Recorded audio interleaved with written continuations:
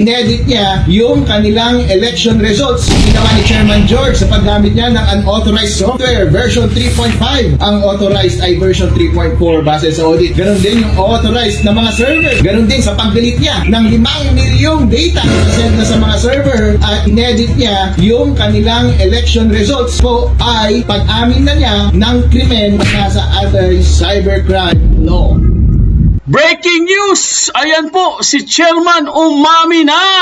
Inedit ang election result. Grabe naman, malaking question mark po yan mga kaibigan. Kaya pala, now I know. Sa bagay, alam na natin yan. Matagal na po natin alam yan eh. Kaso lang mga kaibigan, ngayon po talaga na-expound na po, no? Talagang binigyan po ng paliwanag ni Attorney Harold Respicio na itong si Georgie ay talagang umami na po mga kaibigan or baka biglang napaamin. Ha? Grabe po. Talagang inedit. Oh, mahilig pala mag-edit eh, no? Grabe. Ha? Mahilig pala mag-edit mga kaibigan eh, no? Kaya po guys, ito pong si Georgie mga kaibigan ay talagang kailangan na po talagang kasuhan. Kaya po, ayon po kay General Macanas guys, ito po kumpirmado na po ito mga kaibigan, no?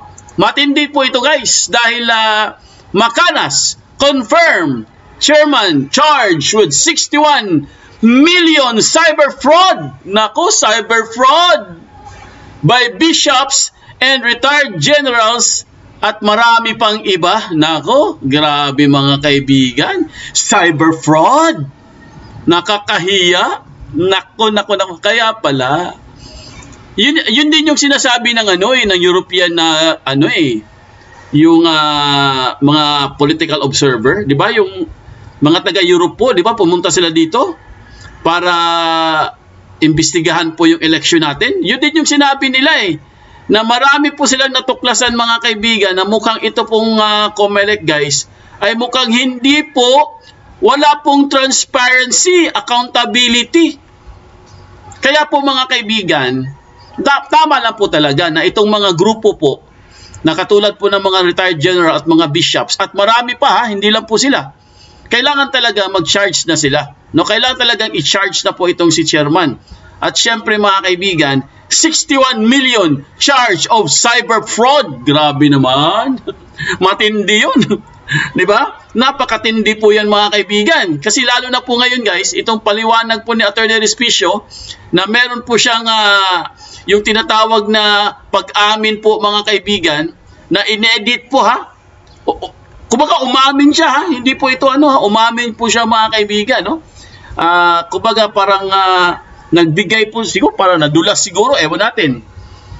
Baka siguro nadulas or baka siguro dahil sobra siguro niyang na-excite siya masyado, nasabi niya. Kaya po mga kaibigan, matindi po itong kaso na to guys. Hindi lang po ito patungkol po sa fraud, no? Mas matindi pa sa fraud yan. Kasi po mga kaibigan, parang inedit mo Di ba inedit mo? Naalala ko tuloy yung police report. Yung kay Tantoco mga kaibigan, police report inedit din. Tampered. Natuklasan po natuklasan po mga kaibigan ni Mr. Dean Chase. Inedit, sila pala yung nag-edit.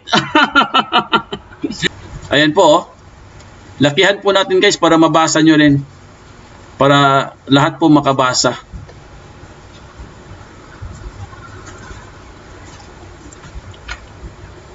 Ayan po.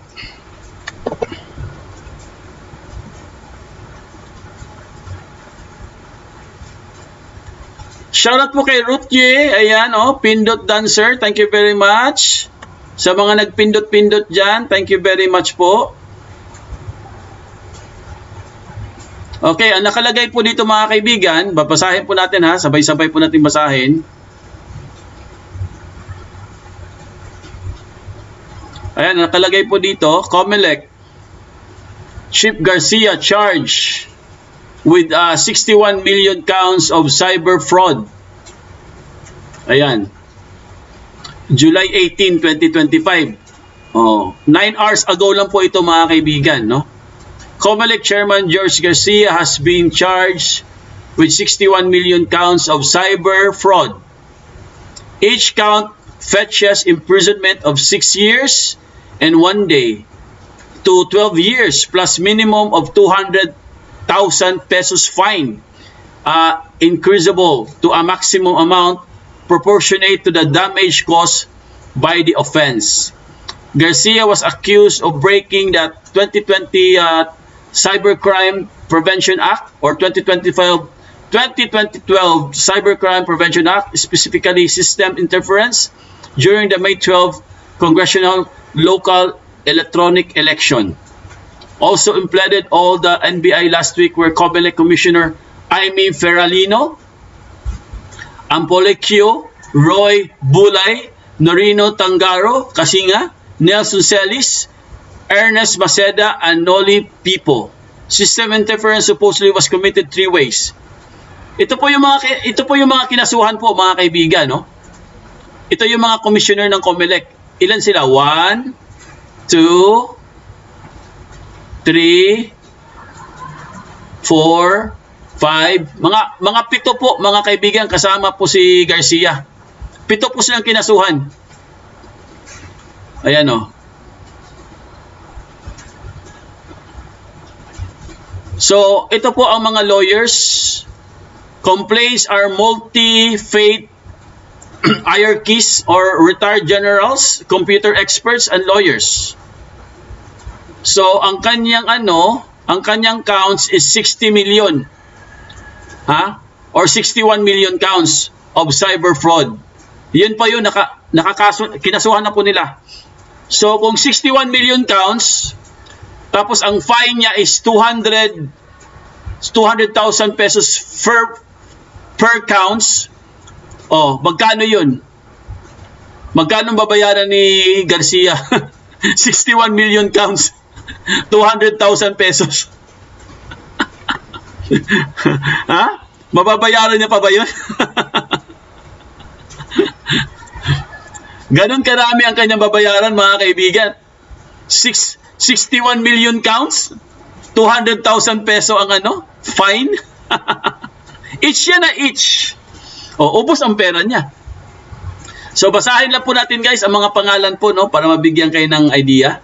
Si Catholic Bishop Jose Bagaforo, Roberto Gaa, Gerardo Alminaza, and World Evangelical Alliance, Ephraim Tenderos, former AFP General Herinoso Singa, retired PNP Generals, now Baguio City Mayor Benjamin Magalong, Wilfredo Franco, and Alejandro Camagay. Captain Roberto Yap, retired Army General and ex-DICT General Elizio Rio, ex-COMELEC Commissioner Gus Lagman, former Finex Presidents Franklin Isaac and Edwin Fernandez, former Father Wilmer Tria and attorney Melchor Magdamo and Harold Respicio and Alex Lacson. Yan po ang mga pangalan guys na formally po na nag-file po ng cyber fraud, no? Ayan po, cyber fraud.